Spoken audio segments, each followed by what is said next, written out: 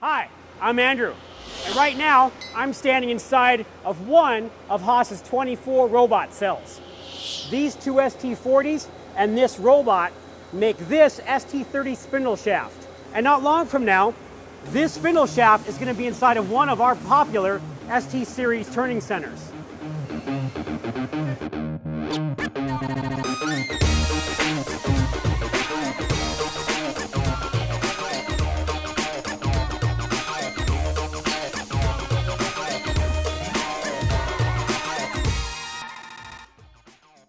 Today on Haas Factory Facts, we're going to check out how this cell makes ST30 spindle shafts.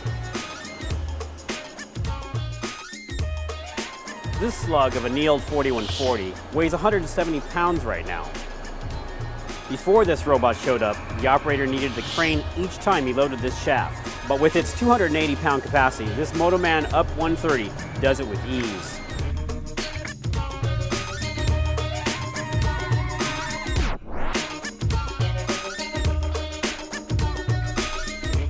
The tailstock comes in to support the shaft while we cut a surface for the steady rest to roll on.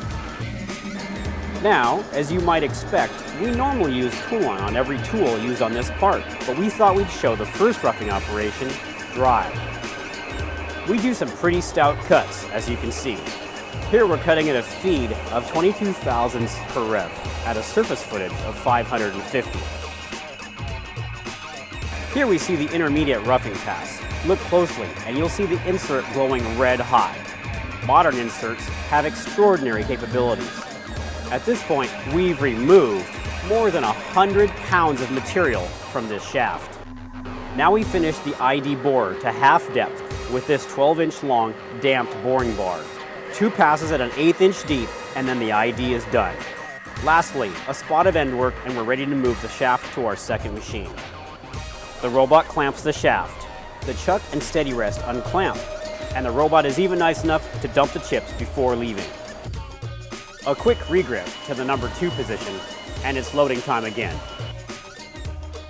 Clearances are pretty close, but that's what CNC machines and robots are all about. Now we turn the OD and front face of the shaft.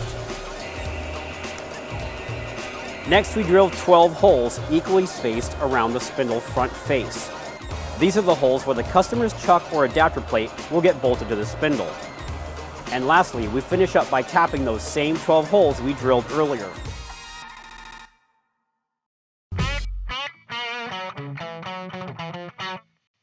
So, we've come to the end of it. And at this point, we've removed about 120 pounds of steel from that original slug. And it took these 2 lathes and the robot about 29 minutes from start to finish. So is this spindle shaft done yet? If only things were that easy. From here, this shaft is going to be heat treated to Rockwell 50C.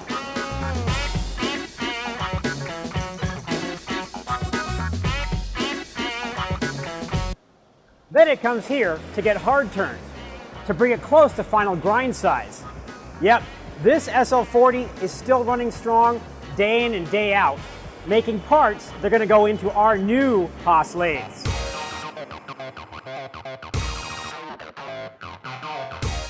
The next stop is our precision grind area.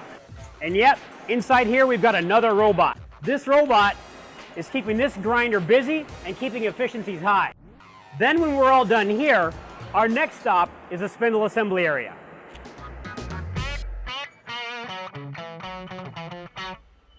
The next stop for our spindle shaft is here in the spindle assembly room.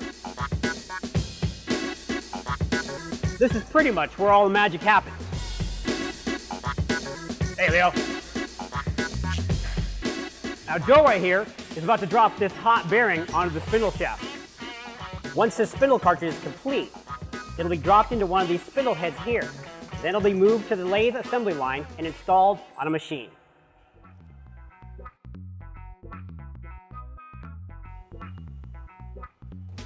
This ST30 is just about ready to ship. Going to another lucky customer, and this time, they are in Mexico.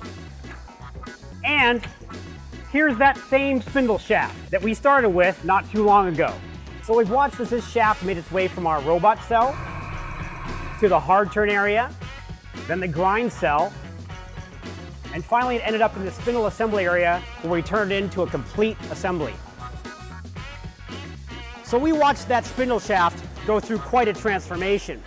This gives you a glimpse into the countless hours of engineering and process development that go into making just one of the literally thousands of parts that we make. Parts that make Haas machines better.